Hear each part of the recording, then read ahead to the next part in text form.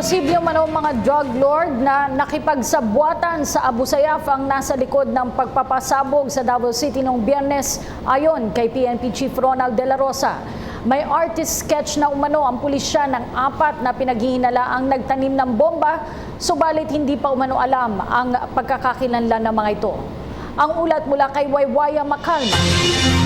Ilang araw matapos ang pagsabog sa night market sa Davao City ay nagkaroon na ng lead ang Philippine National Police sa mga nagtanim ng improvised explosive device sa lugar.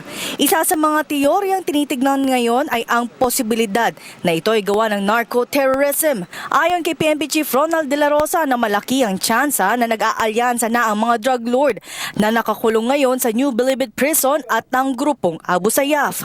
Dahil madali lang anya na magbayad sa mga tao na madalas gumagawa ng mga karahasan gaya sa nangyari sa Davao. Bukod dito ay may nabuo na din silang artist sketch sa 4 na katao na kanilang natukoy na naglagay ng bomba. Tukoy na nila ang itsura ng mga suspect o yung physical identities, ngunit wala silang hawak na legal identities o iba pang impormasyon nila gaya ng kanilang mga pangalan. Sa kabila nito ay patuloy ang panawagan ni PNP Chief De La Rosa sa publiko na iwasan na ang pagkalat ng mga text messages, pero kanyang siniguro na hindi nila binabaliwala ang mga kumakalat na mensahe na nakasad umano sa pagbabanta ng pagpapasabog sa mga mall sa Metro Manila.